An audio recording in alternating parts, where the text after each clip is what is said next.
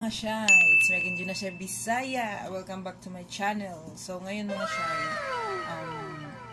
alauna pa yung duty ko mga Shy. So ituturo ko sa inyo mga Shy, lalo na sa iba na gusto mag-guitar at gusto matutong mag-plucking mga Shy. Ituturo ko sa inyo ang basic na plucking. So gamit ang chords na G, E minor, tsaka C at D. So, madali lang yun mga Shy. Basic lang to mga Shy. So, sinsya na kayo sa buhok ko mga Shy. Kakaligo ko pa lang mga Shy kasi duty ko alam na. So, let's start.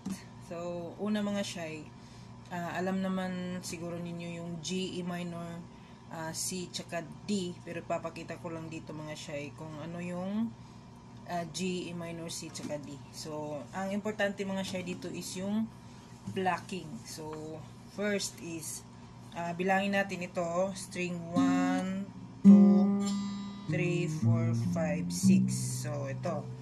So, una, G. So, ang kamay, itong thumb mga Shy dito sa 6 string. Tapos, ang gagamitin na natin itong thumb, tsaka itong tatlong kamay. So, saan natin ilalagay itong tatlong kamay? Dito sa first string, itong isa dito, tsaka dito. So klaro mga Shy. So itong thumb dito. So sige, start natin sa G. So dito yung kamay natin na yan, G. Ganito mag-plucking mga Shy.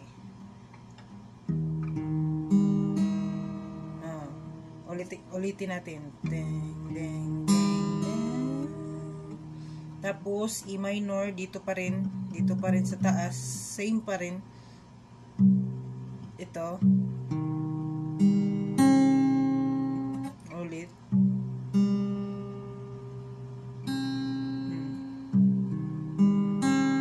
Yan, tapos sa C, dito na tayo mga Shy sa 5th string. Ito. So, ganun pa rin, yung kamay natin, yung tatlong kamay dito. So, C. Ulit. Tapos, katapos sa C, D. Sa D, dito na tayo. Ito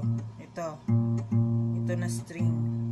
Pang-apat na string. Tapos, ganun pa rin yung kamay natin, yung tatlong kamay dito.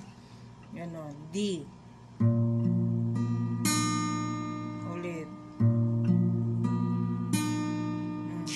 Tapos, ayun, practicein nyo muna mga Shy every morning. Practicein nyo para yung kamay nyo masanay. Hanggang sa dire-diretso na yung pagkaskas nyo sa plucking. So, ayun lang mga Shy.